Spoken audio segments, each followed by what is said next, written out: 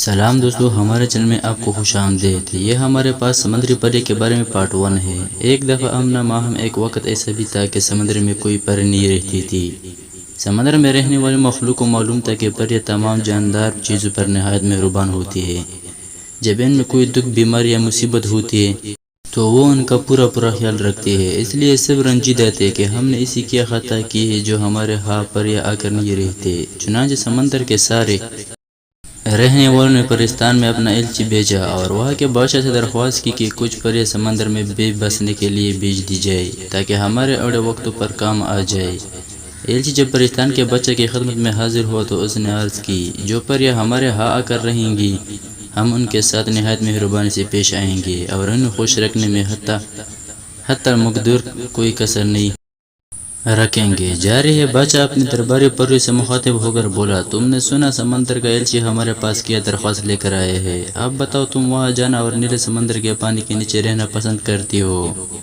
پری نے کام کر کہا، ہم وہاں جانے اور رہنے کے لیے بالکل تیار نہیں، ہم یہی خوش ہیں۔ اس کے بعد بادشاہ نے جنگل کے پریوں کو بلایا اور ان سے پوچھا کہ سمندر میں جا کر رہنے میں تمہاری کیا مرضی ہے۔ وہ سب سر ہلا کر کہنے لگے کہ یہ ہرے بھرے جنگل، پھلوں پھولوں سے لدے ہوئے باغات، ان میں بلتی چڑیا اور کیلے کرتے ہوئے جانور چھوڑ کر کہیں جانا ہمیں گوارا نہیں۔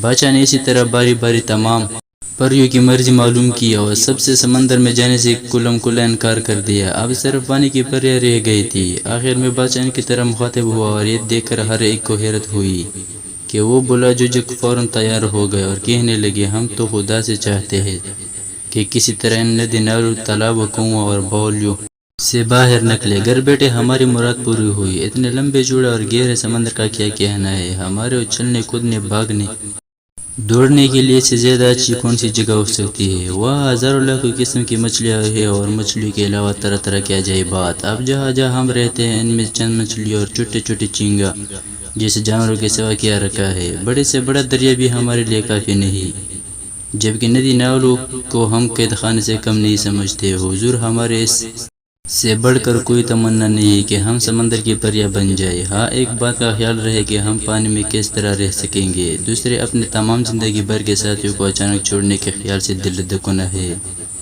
ہمیشہ کے لیے ہم کو انہیں خدا حافظ کہنا پڑے گا اور پھر ہم اپنے پیارے بادشاہ اور ملک کی صورت بھی شاید کبھی نہ دیکھ سکے۔ بادشاہ نے کہا، نہیں، ایسا نہیں ہوگا، ان باتوں کا ذرا خیال نہ کرو۔ جب تمہارا دل چاہے روزانہ رات کے وقت تم اوپر آ سکتی ہو اور چاند رات میں ہم میں سے بعض پریاں سمندر کے کنارے ریت پر جا کر تمہارے ساتھ کھیلا کودا اور گایا بجایا کرے گی، لیکن دن میں ہم سب اپنا اپنا کام کریں گے۔ البتہ ہمارا ایک دوسرے سے ملنا دشوار ہے۔ رہا سمندر کے اندر ہر وقت رہنا، یہ معمولی بات ہے۔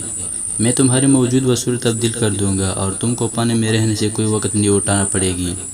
پاؤں کی جگہ تمہاری مچھلی کی سی دمیں پیدا ہو جائیں گے اور پھر تم سمندر کے ہر مخلوق کی طرح بخوبی تیرا کرو گی، بلکہ ان میں سے بھی پیرتی کے ساتھ۔ بادشاہ کی تقریر سن کر سمندری کا ایلچی بھی خوش ہو گیا کہ ان کی عرض بھی قبول ہو گئی اور سمندر کی نئی پریاں بھی خوش تھے کہ انہیں سمندر کی نئی حکومت ملی۔ چنانچہ جب یہ پانی کی پریاں سمندر کے کنارے پہنچے تو ان کے چھوٹے چھوٹے پاؤں آپس میں جڑ کر ایسی